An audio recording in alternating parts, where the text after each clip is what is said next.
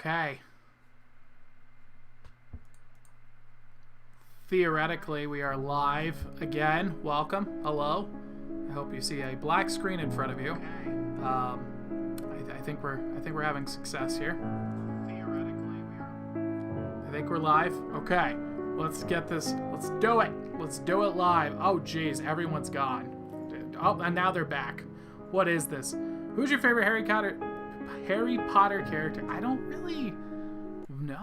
really watch Harry Potter. Oh, what's that girl? Luna Lovegood. You like Luna? Luna Lovegood is my favorite Harry Potter character. I think she's adorable. What about Jenny? Oh, Ginny's pretty cool too. Ginny is pretty legit.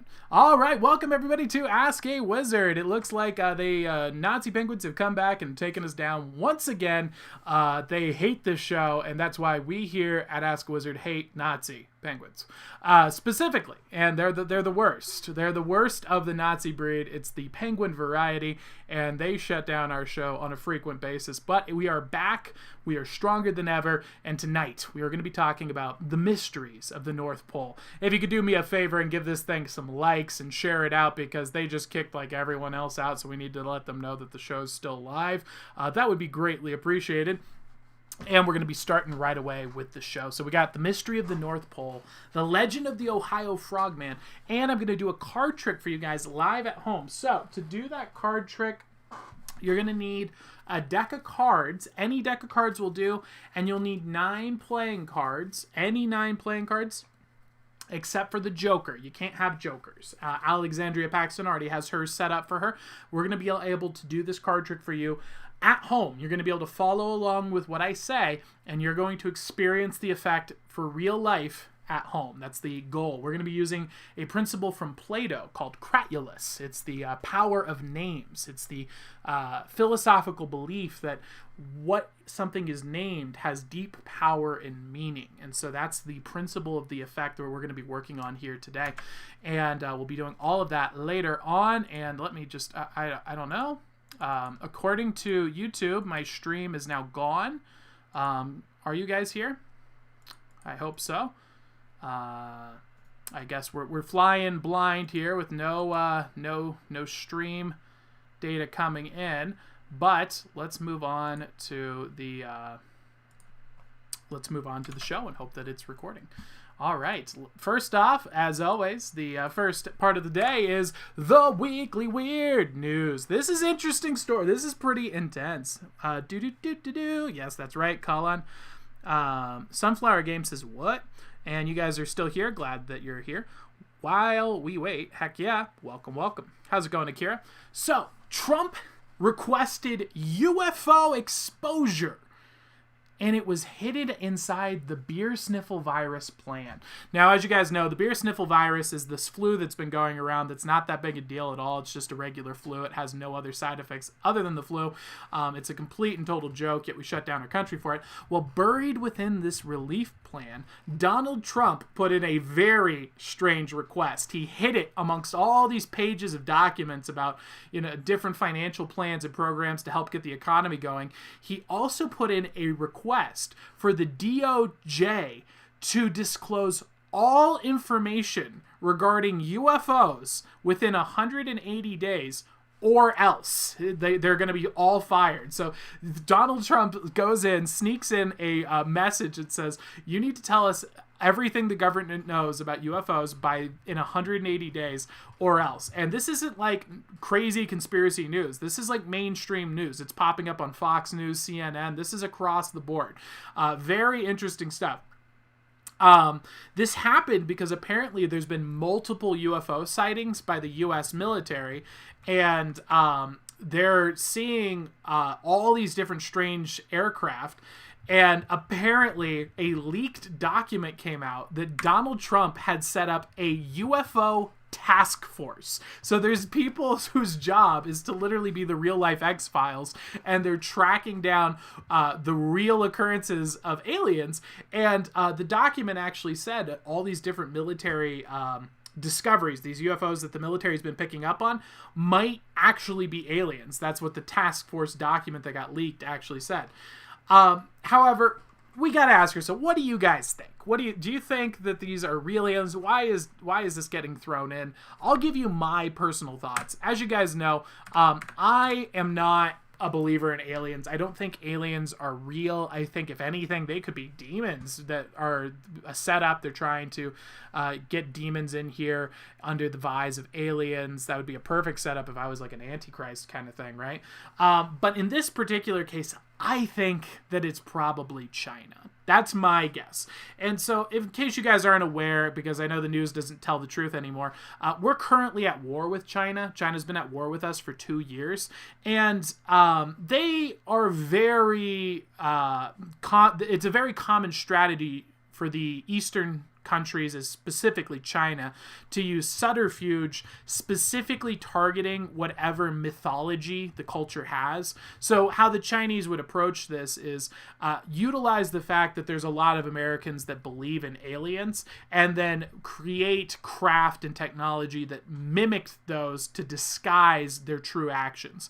So what I believe is going on here is the Chinese government is probably spying on us with drones, and it's not really an aliens. If in June comes around in about 180 days and they say it really is aliens, do not trust them. The aliens are a lie. The government does not tell the truth. Be careful with that. That would be my recommendation for you guys. And so that is the weekly weird here today. Donald Trump is requesting the release of classified information regarding UFOs to the public. Now, moving on to Build, Grow, and Create. We're going to go and skip around through here on how to make a near-orbit spy balloon that totally isn't what China's using to spy on us that people think are UFOs. All right, let's take a look at that video here. This is we're going to very quickly skip through this. This is a longer video, so we're not going to watch the full thing, but I want to give you an idea of something really fun that you guys should definitely consider doing. Go away. Be quiet. I don't care about your stupid donkey cow thing. Whatever the heck that is. Get it off my screen. Do you actually know? You're kind of a nerd, aren't you? What is it called? What's it called? You know what it's called, isn't it? The like mammoth of the Star Wars movies. They must have a name. They look like fluffy cows. All right, so this is the ultimate weather balloon guide to sending anything to near space. So this is something you guys can just do. You can just buy a balloon that goes to space and put a camera on it, and you now have a spy drone. That's literally something that you can just do. It's absurd. I know it sounds ridiculous, but that's actually a thing. And this is made by Science Filmmaking Tips. This guy has 231,000 subs. Check out the video, The Ultimate Weather Balloon Guide. So, this is what it looks like. This is something you could set up on a weekend. You can just send a camera to nearly space. Look at that thing. Isn't that beautiful? And so what I believe China's doing is making things similar to this, but they're probably using some more advanced technology, something that's a little bit more resistant, and then probably putting some weird special effects to freak people out. Because, like, how do you have an object that stays floating in the air, right? And then it moves very quickly. Well, if you had a jet propeller on one of these balloons, you could just, you could make that thing move fast because it doesn't weigh very much at all. It's just a camera with a balloon. Imagine if you strapped a jet engine to that thing. And you could just make it shoot real fast, right? Also, you can make it instantly disappear by popping the balloon. You pop the balloon, and all you have is that tiny little camera. They're not picking up that little camera. It looks like it's on the radar and just gone instantaneously. So that would look like it's teleporting. Look at that. Why would you send a camera to space and then block the camera with your picture? It's ridiculous. Why would you do that?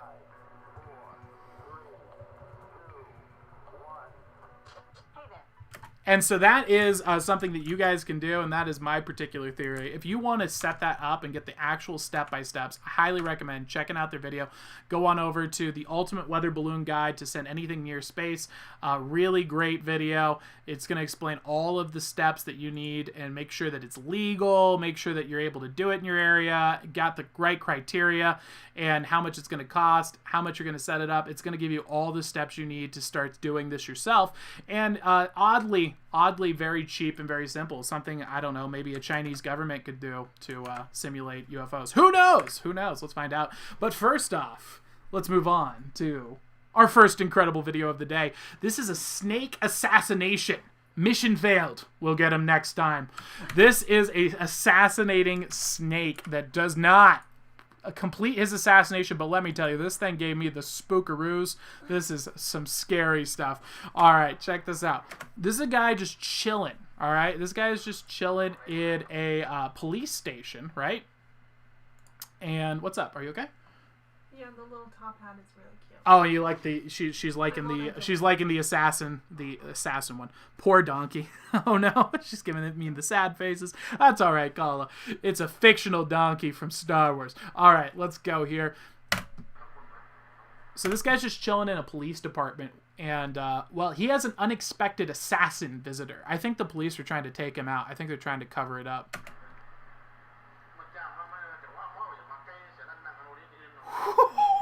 Oh my gosh!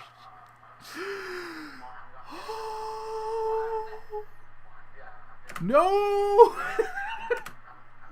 He's going for him. He's going, so he gets a quick, swift kick in. I would not be kicking near that thing. That thing's gonna bite right on your leg. Oh man!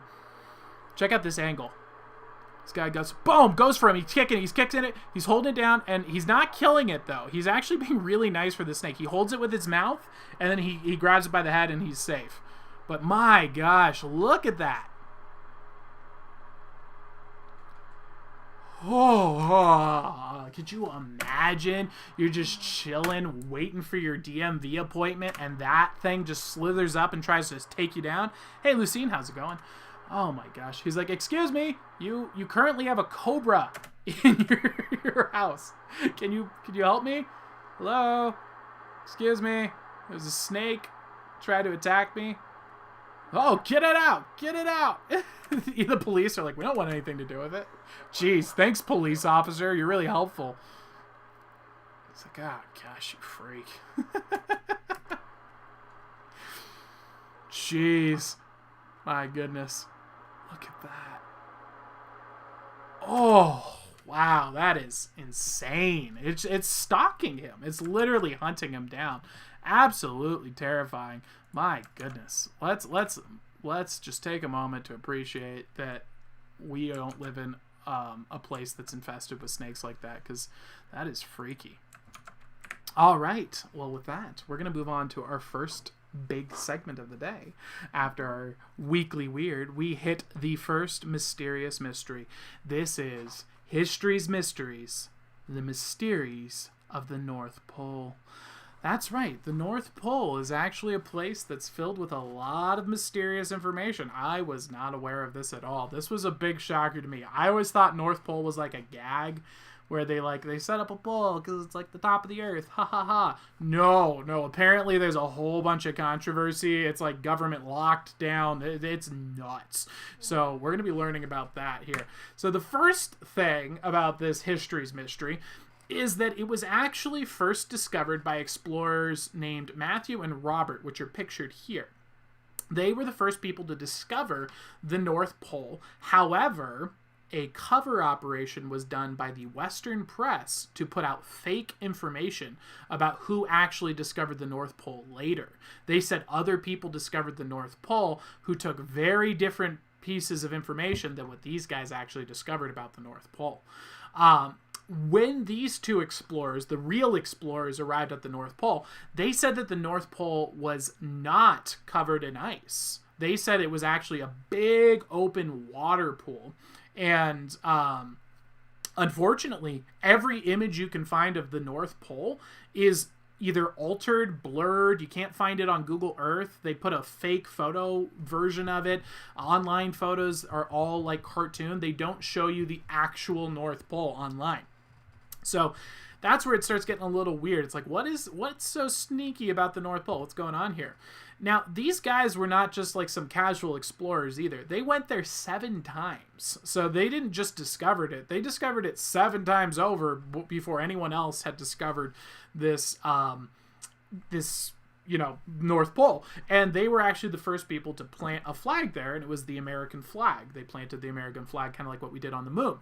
And that's where the mystery begins. Now, the conspiracy starts coming in that this area of the North Pole is associated with a group of people called the Hyborians. Now, the Hyborians is a group that's recognized across all different cultures. China, it's recognized in the Western cultures, it's recognized in Greece, Rome, all around for this place that is a magical place with people that live thousands of years, kind of like elves, giants inhabiting here. This is where the frost giant myth comes from. And people document interacting with this group of people very frequently. In fact, in many traditions in the West, it was considered the blessed land that you went on if you were to be elevated to like the level of an elite, and you had to be initiated, and if you went to this special area, it unlocked the secrets of a new way of looking at the world, essentially. And so that's kind of where... Oh, could you go ahead and change that? So this is where they would say that you would go to get like initiations to get into this hidden realm. This is the place on the maps where the places like Mount Olympus is supposed to be. This is where the Mountain of Gold is supposed to be, the home of the gods, and even Shambhala. This is all located in this area with a similar description of what these people found in the North Pole. What makes this even more bizarre is the way that they described the North Pole was a magnetic island floating over the water. And then there's pools of water. So it's made of like a magnetic rock, and it makes their compass just go insane.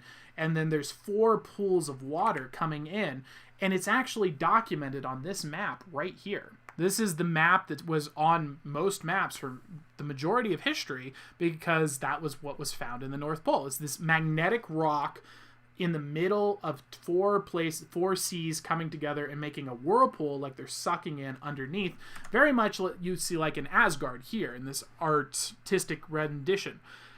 Now, before you think, well, this is all crazy conspiracy people and people who explored 1,000 years ago, the guy who discovered Halley's Comet, this very well-renowned scientist, expert astronomer, actually made a theory based on Newton's theories and theorized that the Earth was actually a series of layers, and that there was different places within it, and that the top would be a pole, a hole where the water would mix. That's how you would have to make it work according to gravity. So there's a lot of people who are in legitimate scientific field who are saying like, this is actually sounding really legit. And this is the part where I get a little weirded out, and it's that you're not allowed to visit the North Pole. You can't go there. So this is actually the diagrams that the guy, the Halley's Comet, I think his name is Halley's, invented. And this is actually his diagram describing what he thinks that the world should work like according to Newton's theory of gravity. And so you have this situation where it's like, well, if it's not true, then just let people go there. Well, you're not allowed to go. Why are we not allowed to go? You just can't. Well, why not? All the governments agree. No one gets to go to the North Pole.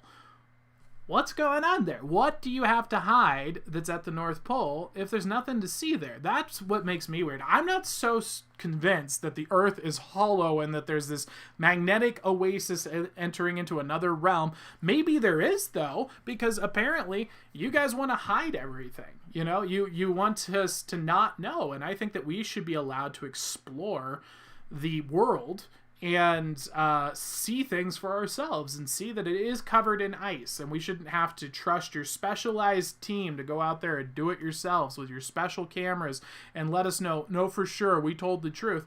Why can't I? If I have enough money, time, and resources, why can't I put together my own expedition? Why is that not allowed? I find it weird. And of course, the biggest question, of course, is there's strange stories about this place. They're all conflicting. What could be causing all this conflict? Who knows? Why aren't we allowed to go there? What is the government hiding? And the most important question is, why didn't they address the S question? Obviously, Santa's in the North Pole. So I want to know, is this all a big cover-up for Santa Claus? I think Santa Claus might actually be living in the North Pole, and that's what the government doesn't want us to know. So they're trying to hide the fact that the North Pole is actually occupied by Santa Claus, and therefore we need to hashtag Save Santa. I think that this is a government cover-up to keep us away from helping Santa, and frankly, this is just not good. I think they tried to put Santa on lockdown because of the quarantine. I think that was what happened, and Santa's like, no, I'm not going to do it. And so they were trying to shut down his factory, and he's like, I will continue to deliver the packages. A flu is not going to stop the Christmas spirit. That's my particular theory, but let's hear what your guys' theory is in the comments below. Lucine says, oh my gosh. Oh no, that's Sunflower Girl says, oh my god, I could never. A lot of mysteries with Santa, Antarctica and North Pole. Santa in the North Pole? Giant elves? Thank you very much. Awesome. Glad to see you guys are enjoying that. And with that, that's it. Antarctica. That's the Antarctic Histories Mystery for today. I hope you guys enjoyed that, and we're going to move on to the next incredible video. Now, this is a bit of a different take. This man, my word, this guy is...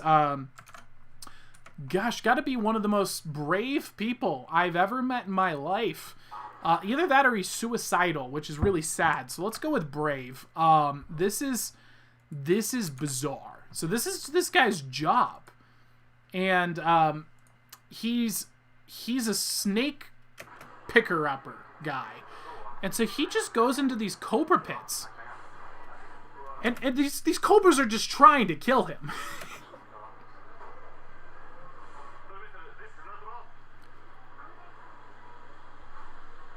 Turns his back on him like this. I mean, would you turn your back? He's got 6 cobras sitting up ready to go. And there's just walls of them. I can't imagine what this place is. Like, why is there just a pit with hundreds and hundreds and hundreds of snakes just crawling around? And why are you in here? Is this like a David getting thrown, or Daniel getting thrown into the lion's den scenario? What is this? Oh my gosh, that thing wreck you. Oh, he just went for his leg. And he's just so casual about it. He's just picking them up. He's like, all right, I'm going to inspect this particular one. Let me just check it out while that one's just eyeing me from the back.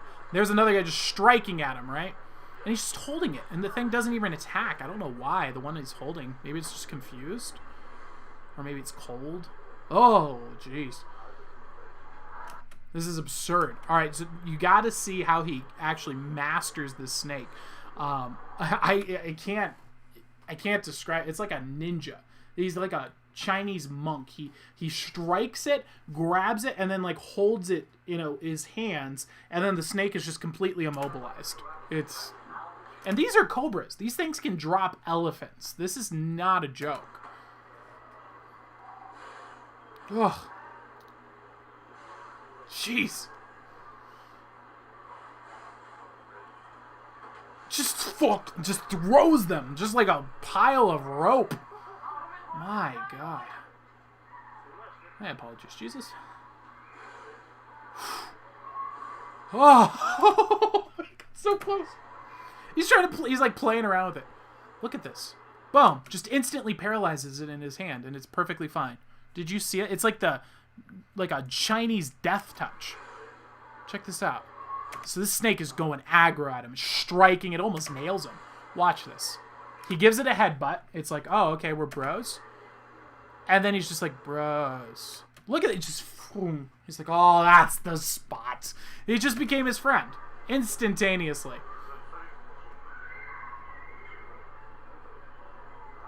Look at that. He's just giving some scratchos. And he picks him up. And that's it. That's this guy's entire thing. Olympus is at the very top of the Empire State Building. Interesting. I don't know. But that sounds...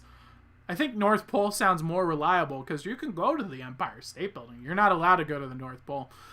But that is the snake video I have for you guys here. This guy is a snake master. I don't know what his job is. I don't know why he's doing this. I can't find any information. He's just in a pit of cobras and apparently has befriended them and just knows how to like say bro, and then they become friends. It is a bizarre it is a bizarre set of scenarios that's occurring here.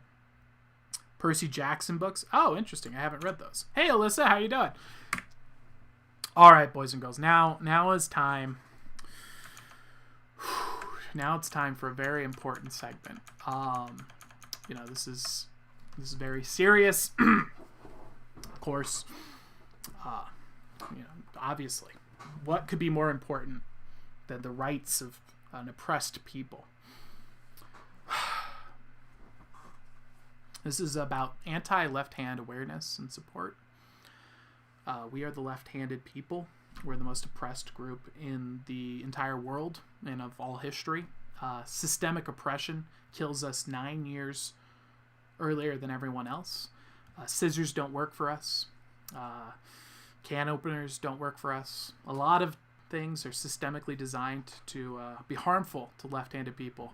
And so I have a question. Where are you? Where are our leaders?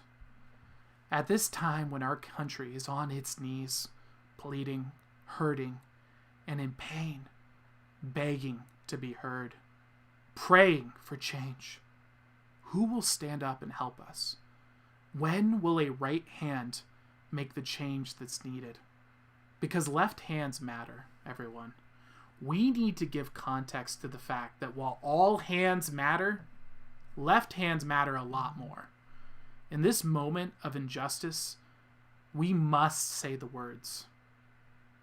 Left hands matter, everyone. Left hands matter. And so with that, we're going to move on to left-hand history. That's right. This is left-hand legend Julius Caesar. So we're going to be talking about this legendary left-handed historical figure, Julius Caesar. You may have heard of him in everything, from such great classics as the Bible. Yeah, I know. And quotes from Jesus. So this is no joke. This is Julius Caesar. Julius Caesar, a man of the people, celebrated and praised for mercy and justice. This is a legendary leader. This is a person who was begged to be a dictator. People wanted them to become a dictator and lead over him because of his left hand. That was the entire rationale behind it.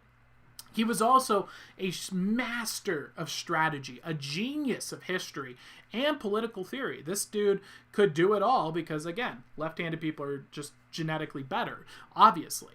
And this actually allowed him to create the Great Roman Empire. You might have heard about that in every history book. Yeah, that was Julius Caesar who did that. In fact, he actually, a lot of people said he was descended from gods, but in reality, he was just left-handed. That's a common mistake. People confuse left-handed people being descended from gods a lot because, we're just so much better in every way. They just are like, well, obviously, this guy must be a demigod. What other explanation can you have? However, his name actually means elephant slayer. And this was because he slayed an elephant at a young age with his left hand in battle. So very, very impressive. So what they ended up doing is, because of his left hand being so magical and impressive, he just made them the priest of Jupiter, which I don't know what that means, but it sounds pretty cool, right? And this is the statue of the guy. And so they made him the leader of this priesthood, and he was just amazing because of his left hand. At this point, he's like, guys, I get I'm amazing, but, my powers could actually be used for a lot more. And so he just went and joined the military and just absolutely crushed. This guy is a legend in the military, hops on in and just starts demolishing, getting accolades. People are loving him, celebrating his conquest. And he leaves the military a huge success. and retires at 22 years old into a very simple, crime-ridden suburban area, very, very inexpensive area, and buys a home and begins to live the life of an average man. And he gets to know a lot of the average people. Now, can you change that for me?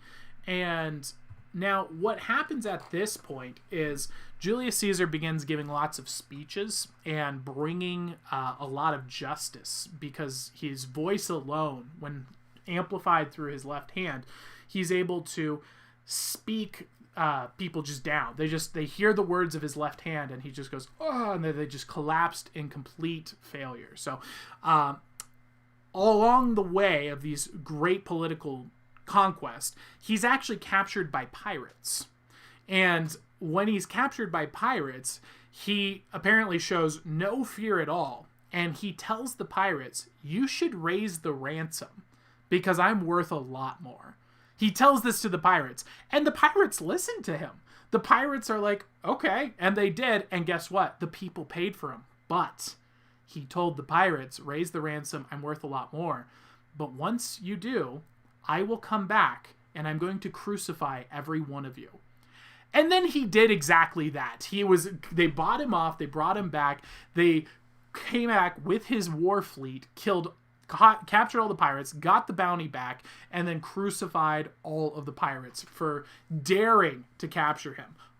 And this story just makes him a legend. People are in the streets applauding. They're freaking out. He comes into the top political office at just 37 years old, and then they make him a priest again, because again, they're like, you're left-handed. You must have divine powers.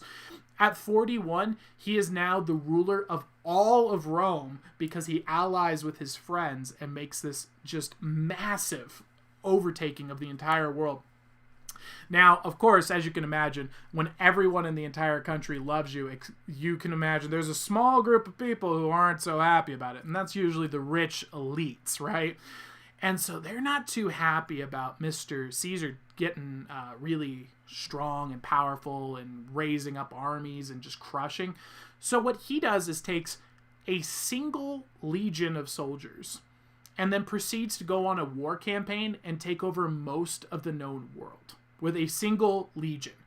And the enemies can't stop them. They're just surrendering, running away in fear, just freaking out. And this just keeps building and building and building until his people are literally begging him to be a dictator and take over. And he wanted to step down, and they're like, please, 10 more years, Caesar, 10 more years. And they gave it to him. In his free time, he also invented what you guys might know of, the calendar. Yeah, that was Caesar. And he's now written down as one of the greatest military generals of all time. And so that is left-handed history, Julius Caesar. I hope you guys enjoyed today's left-handed history, and we're going to move on to the next segment. Oh, yes, and of course, I forgot to show you guys this. This is just showing that he was actually poor. He didn't have much money, and he did all these great things. This is when he was captured by pirates, of course, and this is him taking over all of Rome, and this is his single legion that allowed him to go in and take over the known world. So let's move on to our next incredible video. The title of this one is, how long do you think it's going to take for California to accept that God just hates them for their wicked sins? That's my question. By the way, here's a nice little picture here comparing Nairobi, which is a third world country that was recently hit by a tsunami, and then on the right you have the upper class areas of California. Can you see the difference? No, I can't see the difference either. But this particular video is to show you that I think that God is just angry at Sodom and Gomorrah, also known as California, and I have video proof to prove my point. This is a person in the Church of Satan, also known as School, giving a lecture when God gives his decree that he's not too happy with you.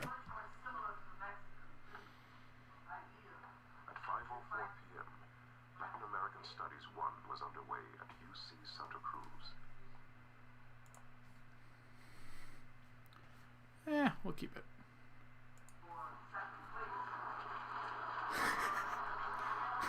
Oh my gosh! It's just, the lights are just falling out of the sky. Look at this. Just shattering the place. Oh my gosh.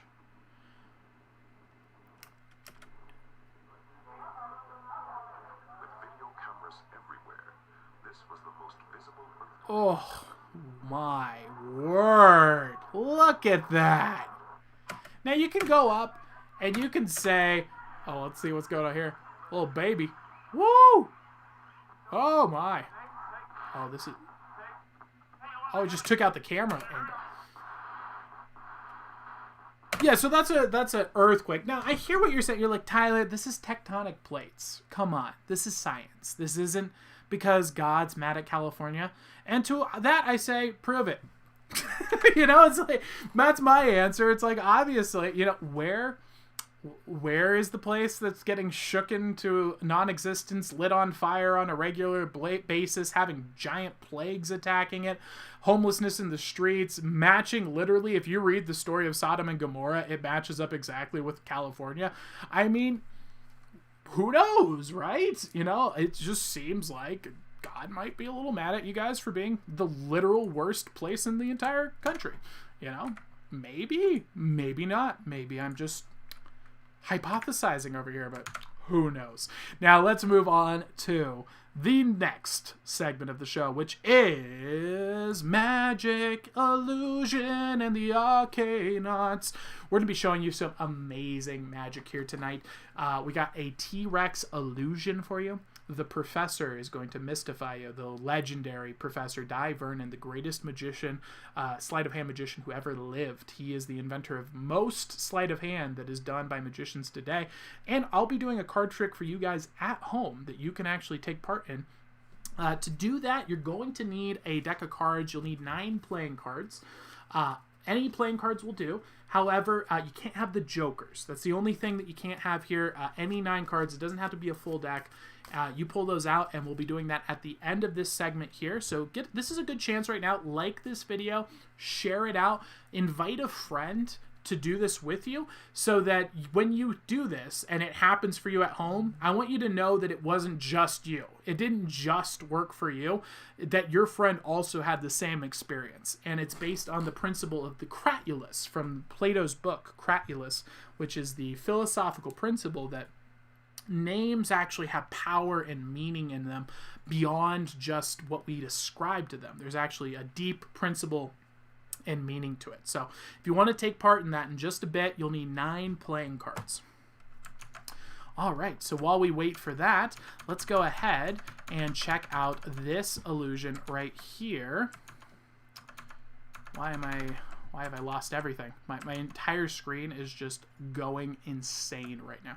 All right, we're just gonna pop that down. We're gonna pop you down, and we're gonna go right on over to the T-Rex illusion. So this is a beautiful illusion. I want to recreate this myself, but I want to do it with an owl. I think it would be really awesome. It's based off of the illusion that's actually in Disneyland's A Haunted Mansion, but they did it with a T-Rex. It's very beautiful.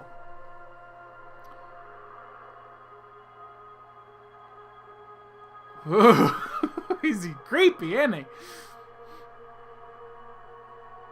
Jeez. It's so good. It's so well done. And it gets more intense. It gets weird. It's like gnomes. One gnome is a little disturbing, but when you get multiple gnomes, that's when stuff gets a little bit freakier. They're all just like, oh. Oh, how freaky is that, right? Wow. Absolutely disturbing. And so that is the T-Rex illusion, my friends. Let's see if they do it. Oh, big jumbo T-Rex. Check this out. Woo! How cool is that if we had a giant owl in our living room over in the corner and every time you walked it just followed you around with its head? How cool would that be? Come on, we gotta build it. Should we build one? What do you guys think? We'll set up what's the thing that people do when they don't have money? They beg on the internet. Is it Patreon or GoFundMe? I think it's GoFundMe, right? GoFundMe, Yeah, go Kickstarter my owl design. Woo! They revealed the illusion. That sucks. So that is the T-Rex illusion there for you guys. I hope you guys enjoyed that. And now I have a very, very special treat for you. We're probably going to get blocked and demonetized and all that stuff, but I don't care because you guys need to know who this man is. This is Dai Vernon. Dai Vernon is known for being one of the greatest magicians of all time. This man is the reason that most magicians are able to do what they do today. He invented the sleights that they invented. Now, the man in front of you right now is named Mark Wilson. He actually wrote a really, really great book on magic. If you're interested in learning how to do magic tricks and illusions, it's called The Complete Course to Magic by Mark Wilson. Actually, what is that? Mark Wilson's Magic, The Complete Course in Magic. Mark Wilson, The Complete Course in Magic. Great book that'll teach you all that you need to know to start doing magic. Even to, I'd say you could probably take it to a professional level with just that book alone. Probably not going to be doing big league shows, but you definitely are going to be able to do like party shows, birthday party shows, that kind of thing. And so that's Mark Wilson. Mark Wilson is introducing Dai Vernon because Dai Vernon's that good.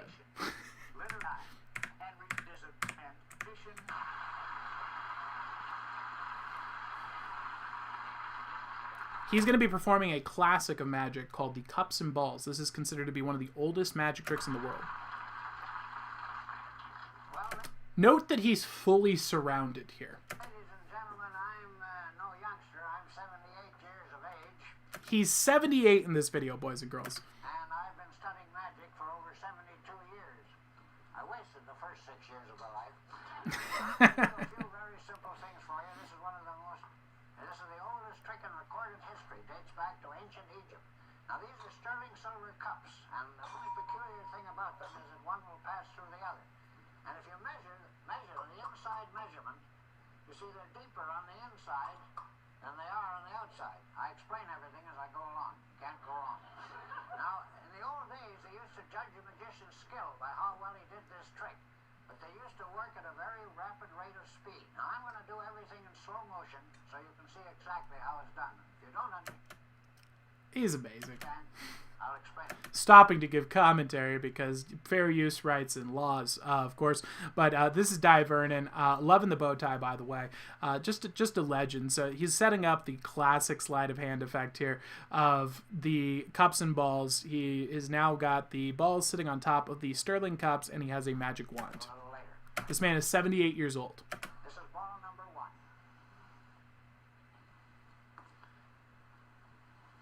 Ball number 2. You know, every time I do this, people are suspicious. They think the ball is not actually in the hand. It really is there. It's all in the power of the mystic wand. When you spin the wand, the ball always returns to a little moment underneath the cup. Can you believe that? It's amazing. If I went a little too quickly, that's very kind, but if you just nod your head, that'll be all that's sufficient. Thank you Puts the very balls much. back underneath the cup. I'm going to show you that this is real Egyptian magic, not sleight of hand. As I say, they used to work very rapidly, but I'm going to do this slowly. Now, I'd like the young lady, one of you, would you point, which cup would you like? Which one of the cups? Center one? Very well. Now watch.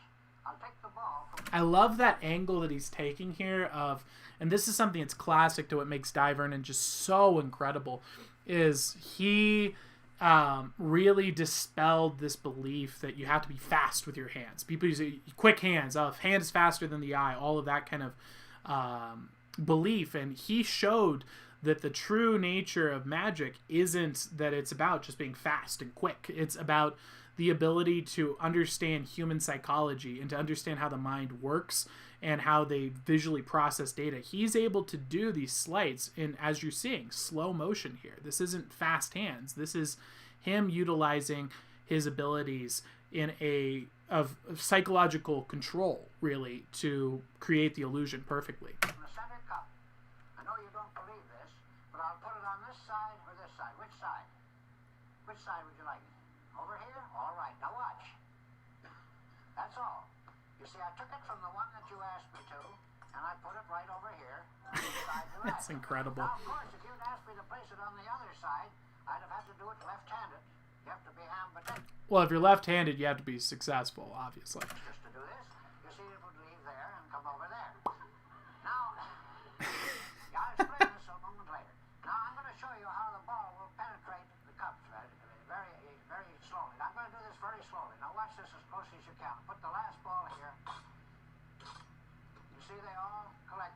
Boom! Crushing. Now, I want to show you how it will penetrate 2 cups at once. See, that goes through 2 at once. The cups are porous. That one fell off. Now, the last ball. I don't want you to think it's already there. There are just 2 balls and 2 cups. Watch the last one. Oh, you see all 3 balls. It's incredible. He's incredible. What a legend. What a legend. I'm going to make one more maneuver with these little balls, then I'm going to show you exactly how this old swindle is performed. Now, I'll do this very slowly. This is the last move. Ball number 1.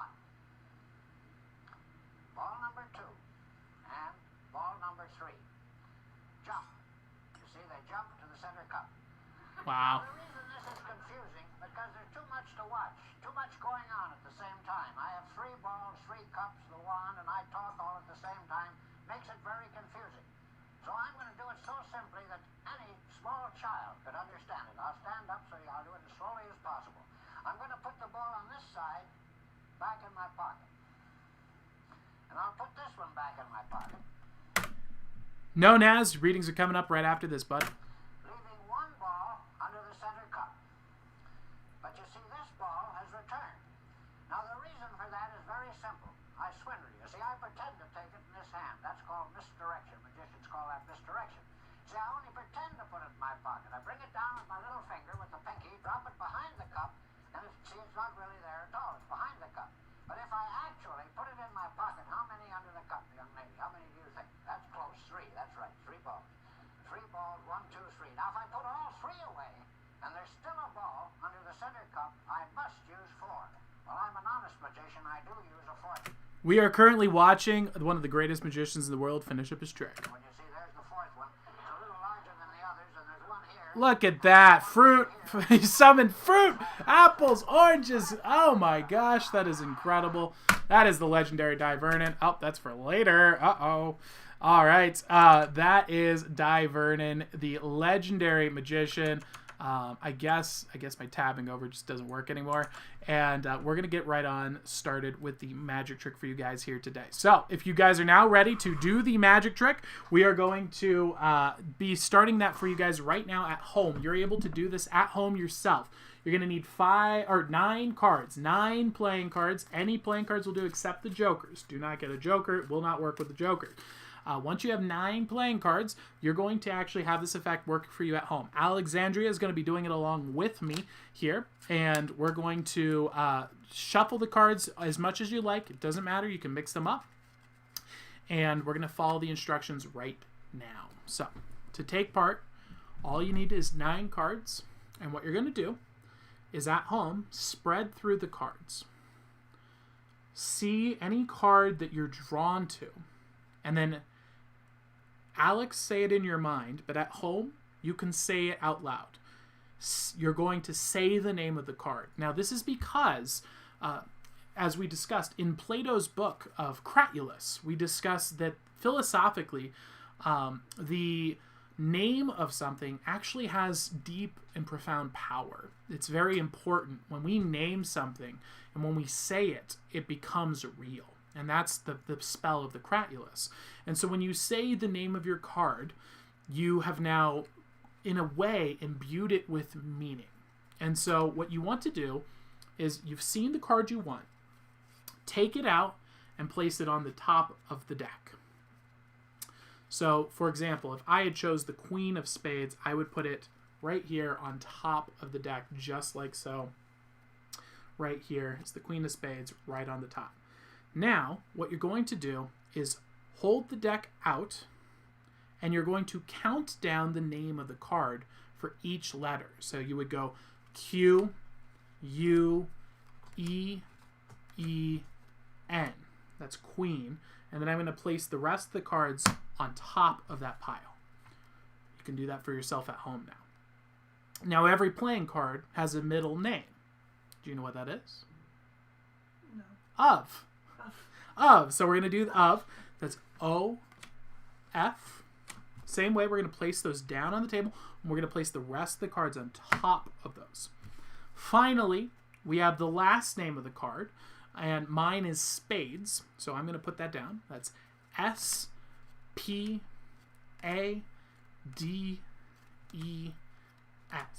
And then I'm going to put the rest of the cards right on top. Now, if you're following along at home, you have looked at a card, you have memorized that card, and placed it on the top of the deck. You have then spelt the name of your card, not mine, the name of your card, put the cards on top. You've then spelt the middle name of your card, of, and put the cards on top. And you've spelt the last name of your card and put the cards on top. You should now have a pile of cards sitting in front of you. Place your finger on top of the pile and say the name of the card out loud once more. Queen of Spades. Turn your card over and take a look at the card. Is that your card? That is. Awesome. All right. So that is the effect for you guys here. I hope you guys enjoyed that. That is the Cratulus Plato philosophy at its finest, if I do say so myself. I hope you guys enjoyed that particular effect and enjoyed the magic show here today. And we're going to begin the live wizard readings right here, right now. And first up on the list is... If Sunflower, are you still here? Let us know in the comments below. We'll get your reading started shortly. We also have Naz looking for a live wizard reading. Do we have anyone else on the list? All right. Sunflower, if you're still here, let us know. And then Naz, we'll get your reading started after that. And by the way, if you'd like to support the show financially and get a 3-card reading, you can go to paypal.me/askawizard and pay whatever you think a reading is worth, and that's going to qualify you for a 3-card reading here today. You can also send in letters of support at P.O. Box 8881, Missoula, Montana, 59807. You can send in letters. They can have financial support, but it's not required. You can also just send in your questions or anything you'd like me to read live on air. That's the place to do it. That is P.O. Box 8881, Missoula, Montana, 59807. All right, so is Sunflower here? Is Naz here? If you are, please let us know in the chat below so that we know you're here to get your reading started shortly. I just saw a bunch of people join here. I think you guys saw the wizard thing pop up and you hopped on in. Is that Sunflower? Sunflower, are you here? Can you make a noise for me? Let me know. You know what happened is they all ran off to get their cards to do the trick, and then they ran back in. That's my guess. Oh, and Naz, are you here as well? Let us know, Naz, if you're here in the chat. We'll get your reading started here in just a moment. Or is Naz going to do a no-show again? Oh my goodness, Naz. Naz actually had a reading over on TikTok today. It was pretty cool. It was the Seven of Swords. That's the one that I'm not a fan of the Seven of Swords for myself, but it's a pretty good card. It's a great card. I have a weird thing with the Seven of Spades in the deck of cards. Whenever I see a Seven of Spades, it seems like it always screws up my magic tricks, and I'm not sure why. So there's been times when I see someone pick a Seven of Spades, and I'll just like, nope. Like if it's a professional show, and I'm like, oh boy, they got a Seven of Spades, and I just have to go with it, and I just hope that it doesn't screw it up. But I guess it's kind of a self-defeating prophecy, because I think it's going to go wrong, and then it goes wrong. All right. Well, I haven't heard anything from Sunflower. I haven't heard anything from Naz. We're going to give him the drum call. Let's go. Going once. Going twice. And sold! They're off the list. All right. We're going to move on to the next segment. Thank you guys for tuning in and enjoying the show. We are moving on to a spooky video here today. Let me tell you, this is some spookers. A late night haunting occurs in a girl's closet and home. Oh, Naz is here, of course. All right, we'll sneak it in for Naz. Naz is a regular owl here, always contributing, always helping out. So we will change the show's course for Naz. Let's go. All right, Naz. Let's get your reading going for you. Anything in particular you're looking for? Let me know. All right. We're going to give you the big old shuffle. Oh, yeah. Woo! Boom! Ooh, interesting. Very interesting development here. He picked the 7 of Swords on the TikTok stream. This stream, he got the 8 of Swords. So the 8 of Swords is an advancement here. And in regards to love reading specifically, so the 7 of Swords is about confidence and knowledge. That's saying you know something, but you don't actually have the capacity of, you haven't done it in the real world, but you intellectually have good information. The 8 of Swords is about the advancement in knowledge. And this is the realization that happens to a lot of people when they've learned something but haven't taken action on it. And it's the fear of actually taking action. And so that's where the 8 of Swords comes into play. It's where you feel blindfolded. You feel like, I know the right thing to do, but what if I try it and I fail? And the worst part about this is you probably will fail. So when you first try to apply your knowledge, you're not likely to succeed right off the bat, because knowledge is not the same thing as doing something. And so you have to prepare yourself for this, and this can lead to a lot of anxiety. For example, in regards to love, this might be being confident enough to know how to walk up and approach a girl and say, hi, I'd like to start a conversation with you and get to know you better. That kind of thing takes a lot of confidence, and you can intellectually get yourself there. Oh, I'm going to say this, and I'm going to wear this, and I'm going to dress this way, and that's how I'm going to do it. But then when you start thinking about actually doing it, that's when you start to feel a little distressed and a little bit of fear. And you're likely to probably receive rejection in the initial stages, because you're going to be nervous and it's not going to be as appealing as if you do it confidently. And so understand that, accept that fact, and then grow from there. Move on and apply the knowledge in the real world and start developing and growing in the real world. So that's what the 8 of Swords is all about. I hope that helps you out, Naz, and gives you some insights. Naz says, whoa, this is so true. I'm glad to hear that that's on point for you, Naz, and give you the insight you're looking for. And if Sunflower has returned, you can feel free to hop on in as well. But if not, we're going to move on to the spoopy section. Sunflower, if you do make a return, we'll be doing readings at the end of the stream as well. We'll add you to there. All right, so let us begin. Paranormal Paracosm, a late night haunting. Whew. Ooh, this is a spoopy boy. No problem at all, Naz. All right, my mouse has disappeared like a ghost. Very spooky. This is the game that you guys get to watch me play, where I try to figure out where my mouse is. All right, check this out. So this is a girl who's complaining to her father, saying that she's hearing spooky noises at night and seeing scary stuff, and he doesn't believe her for a second. So he sets up a webcam in her room to record what's going on at night, so he can prove to her once and for all that there's nothing going on. But here's the kicker. He didn't tell her about the cam. So she's not like hamming it up for the camera. So this is the middle of the night, and this is what she experiences.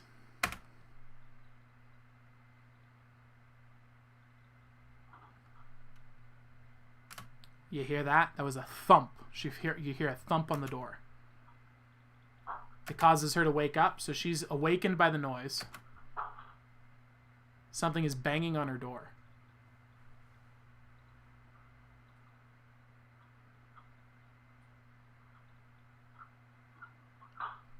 It throws a basketball down. Let's rewind that.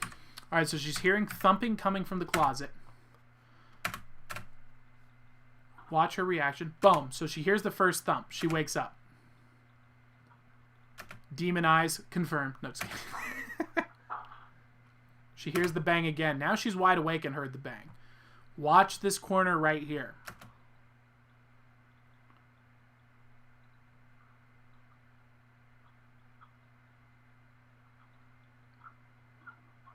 Boom.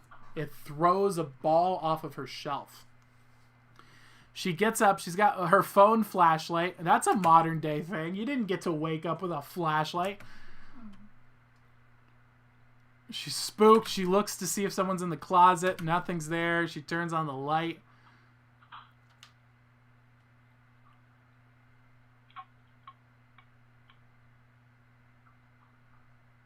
Checks the closet. And this is the middle of the night, guys. She's like, wait a minute, anything?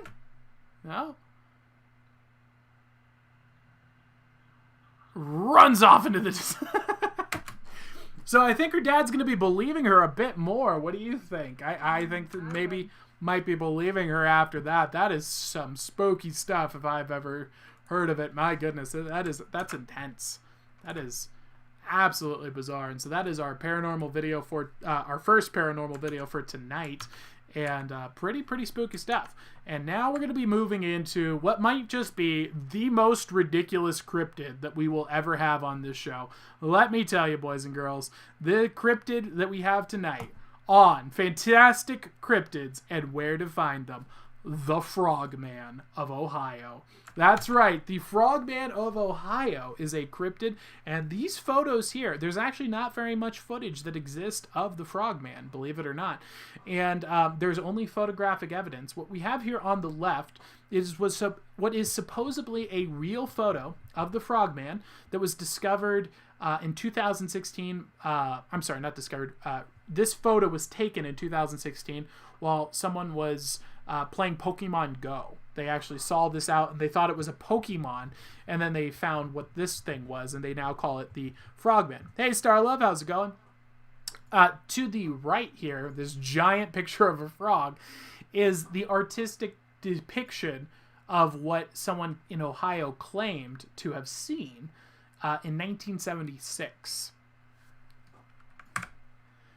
This here is another rendition of that photo here. So it's a little bit more lizardy-like than a frog. So there is some debate. Is this a frog? Is this a lizard?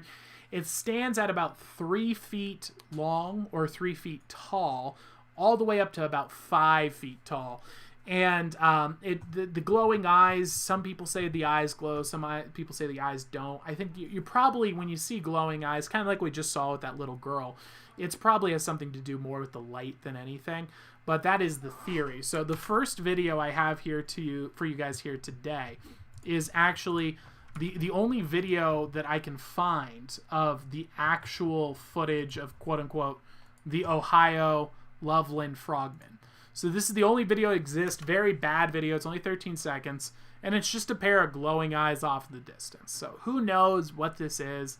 It seems pretty suspicious. Yes, I can see you typing, Starlove. And so that is the only footage we have of the, what do you call it? The Frogman of Loveland that's supposedly existing. Whoa, what in the world is going on right now? My screen, my computer tabs are going nuts. I don't even know what's happening. I can't even see my screen anymore. All right, there we go. So the next video, these are the hypotheses that I have formulated for what this particular thing might be. So my thoughts were, perhaps the Frogman was a pet. What if the Frogman, someone in Ohio goes and gets a pet alligator and they can't handle it because it gets too big and they let it go? Well, alligators aren't native to Ohio. That'd look really weird at night, right? This is how big alligators can grow.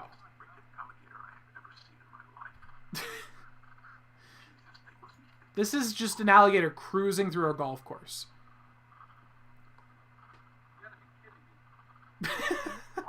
So I think if you are at night, your headlights come on, you've never seen an alligator in the wild because you live in Ohio your whole life, right? And then you see one of those things crawling over the railing into a lake. I mean, you're going to be confused, especially you see that thing sideways going up. It looks like it's got arms and legs. It kind of looks froggy. That's where I'm thinking you might get a mistaken identity here on the Frogman. So that's my first theory. I have another particular theory I want to present to you. However, before we get to that theory, I also wanted to just show you an example of a very large frog. There's actually really, really big frogs that exist, and they're called African bullfrogs. And they're big and they're mean. Not as big as the Frogman, but still pretty intense. They'll attack you, they'll bite you. They're total jerks. Bullfrogs don't mess around. Don't mess around, puts his hand near it. Yeah, I'm puffed up. He's all puffed up. He's mad. He's saying, don't mess with me. Don't mess with me. Yeah. Whoa! Look at that aggro frog. What a jerk. I had no idea frogs were such jerks. Did you guys?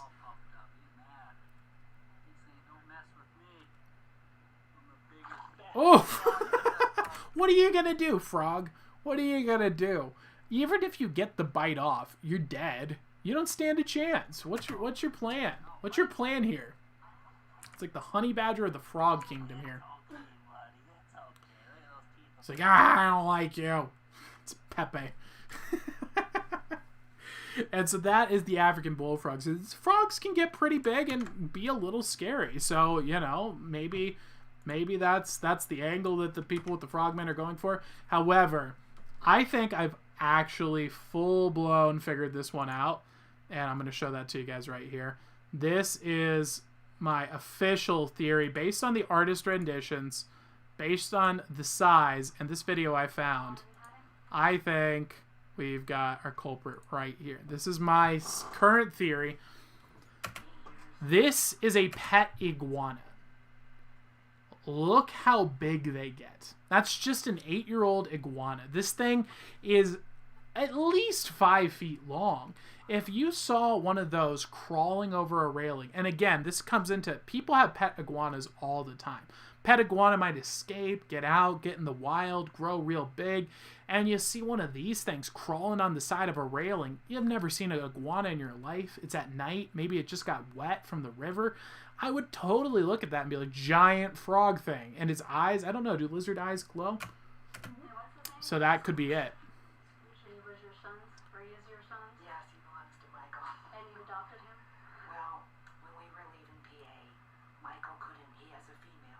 It's just insane how huge they are. Because he had an apartment, so he said, I'll take her, but I can't take him. So that is my theory. I'm going with the iguana theory. I believe that you see one of those things crawling around at night, and it's not that big of a stretch to me, because your brain plays tricks on you too. When you see an animal that's freaking you out, it's always bigger than you expect. That could easily be iguana crawling over the side of a railing. And again, this thing's only, supposedly, you can see the diagram here, it's only like 3 feet tall.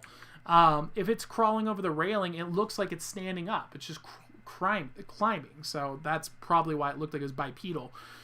So that's my take on the cryptid file for the Frogman. And so, I don't know. What do you guys think? Let me know your comments below. Maybe we got some avid Frogman believers. I'd love to hear it. If you're from Ohio, maybe that's where it is. Naz, aren't you from Ohio? Let me know. And we're going to move on to the final paranormal video for today, which is a witch's hut that was discovered in the forest. This is very bizarre. So, a witch's hut is a not just a trope, but it's an actual thing that exists. This was found in Massachusetts, actually.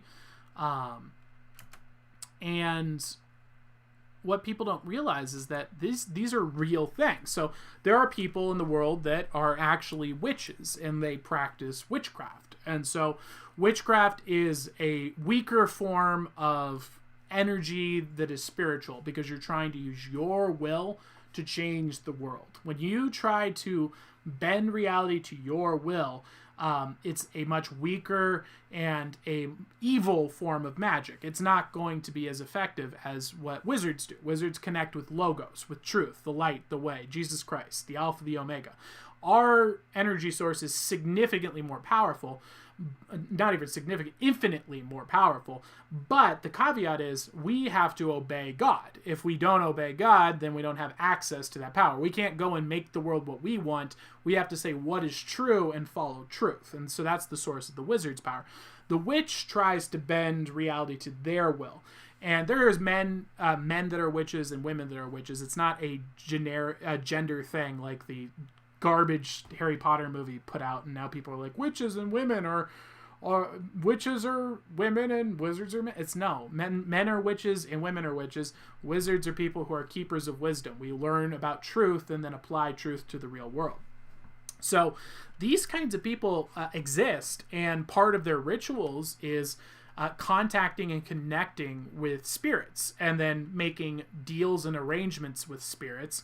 And in a lot of their practices, this involves going out to a place in nature, staying there for multiple days, a lot of times abusing horrible drugs to screw with your head, and then doing this out in the just surviving, essentially, setting up rituals and doing things of that nature to really contact and connect with these dark entities. And so this could be a legitimate thing. And what's weird is, well, let's just see. This is, so I guess what I'm saying here is this video may or may not be real. However, witches' huts are a real thing, and witches are real.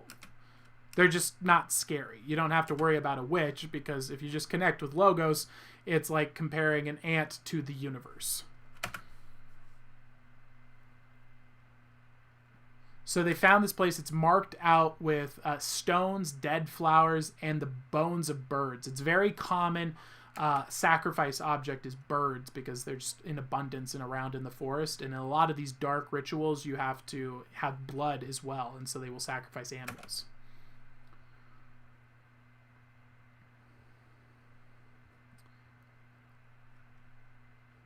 Now, I'm wondering if it's going to be a pentagram or an inverted pentagram, because typically when you're involved with things that involve blood, that's usually actively you're seeking out demons and satanic things. You're trying to invert mankind. The pentagram is what witches think is the good. Now, nothing that they're doing is quote-unquote good. They're trying to bend the world to their will instead of truth, which is always evil to do.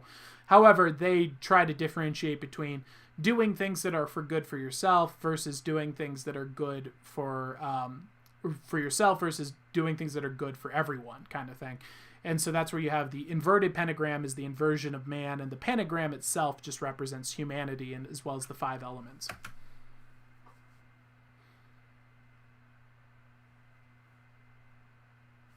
Dude, you got a lot of text on your video. All right. So this is what a witch's hut looks like. Now, before you're like, whoa, that's insane. Why is it? This is actually how you build a normal structure out in the wilderness. And part of what they're doing is trying to connect with nature. So this is a survival hut. This is, if you follow basic practice of setting up a survival hut, you can even look this up on YouTube. There's videos on how to make these kinds of things. This is what you set up in a warm climate where you're just trying to keep the wind off of you and give yourself some shelter throughout the night. Though this one does look a little old and run down. So here you see the markings of the leaves. You see the hung sacred symbols.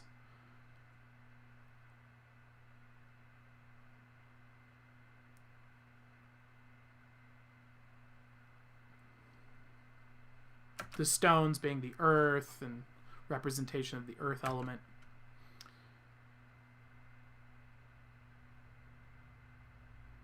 Attempts at pentagrams, which were replaced by the cross. Coincidence? You have no dominion here. The Lord has power over you, witch. Begone!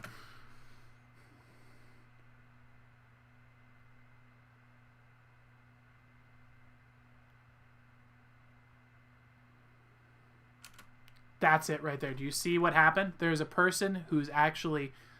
You can watch the person sprinting away. So they've seen that their hut's been discovered. And watch right here. Right here. Boom. You see them? The person has actually discovered this. And you can actually see the person running and hiding into the wilderness. Whew! So that is a real witch hut that was discovered. It appears that the person is here. Now, again, this is submitted to Western Massachusetts Paranormal Video Society. Is this paranormal? I guess in the sense that, yes, they're trying to contact demons. Yes, they're trying to engage with the paranormal. But you need to understand, witches are not human. Witches are people. There are real people who believe in witchcraft as a religion, and then they practice it. And there's also a distinction to be made here. There's fake witchcraft, which is what's called Wiccan, Wiccan is this new age thing that was made up in like the 80s by a bunch of just women who had nothing better to do with their time. And so they just are like, oh, we're witches now. Woo, it's trendy, but not like actual witchcraft. And then there's true witchcraft, which has a legacy going back a long, long ways, biblical times. And so what you're seeing here is the practice of a true a true witch, not this new age Wiccan stuff, which, again, Wiccan isn't something you should be getting involved with either. But it's not only is it not good, you're not aligning with logos, but you're not even doing any of the stuff that's necessary if you were trying to align with evil, which is what a witch is trying to do. So Wiccan is more like LARPing than anything, and it's more just kind of a like, look at me, I dress in black and goth, I'm totally Wiccan, and it's not about the actual tradition of the practice. And so this is, I think, an important video to really distinguish. A lot of people get confused. I call myself a wizard because I am one. And there's a big confusion of what is a witch? What is a wizard? What are all these things mean? And so on and so forth. So I hope that clears it up for you. And it looks like we got some real footage of these people doing some pretty cool yet scary, spooky stuff out in the wilderness. And pretty pathetic in the eyes of God, and laughable, I think, would be the correct term to say here, because frankly it's not even a competition when you consider the power.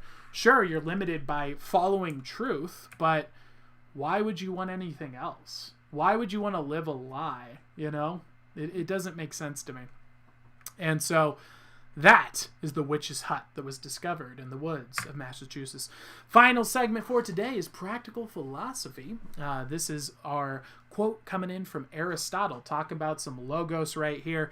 Jealousy is both reasonable and belongs to reasonable men, while envy is base and belongs to the base. For the one makes him get good things by jealousy, while the other does not allow his neighbor to have them through envy. Aristotle. So this topic is something that has been really, really just ruined in American culture and in the English language. There is a complete and total hatred of jealousy in all forms. And it's important to really distinguish between jealousy and the sin that is envy. You have the 7 deadly sins. One of them is envy. And then you have what's called jealousy. And Aristotle is making the point here that jealousy isn't necessarily a bad thing. In fact, jealousy is a very good thing and a very powerful motivating force. What isn't a good thing is envy.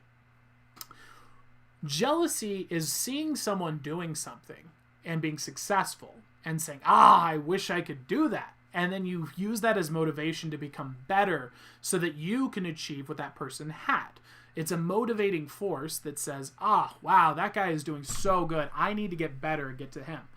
The sin of envy is seeing, oh man, that guy's doing so good. I need to take him down. He sucks. That guy is the worst. If he has that, I don't want anyone to have it. I'll take him down with me. No one deserves to have it. And that's the sin of envy that Aristotle is distinguishing here. Now, an important caveat I wanted to add in here, and far be it from me to add a caveat to Aristotle. I'm sure he's talked about this much better in many of his books, but I wanted to bring it into this discussion because I think it's relevant, is if you are studying under a master, someone who is an expert in what you're trying to do and you're learning from them, it's very important to not trigger jealousy or envy at all. You want to really avoid this. This is not something good because if a master feels like you are outshining them, I believe that's the terminology used by the 48 Laws of Power by, I think, Robert Greene, if I'm not mistaken. Don't outshine the master. They will perceive that as a threat, and they will destroy you to make sure you are not a threat to them. So if you're training under someone, make sure you're not triggering their envy or jealousy. It's good to grow and adapt, but tone it down a little bit when you're in the presence of the actual expert, and make sure that you're a lot better before you show your full potential. So that's one particular example in terms of this.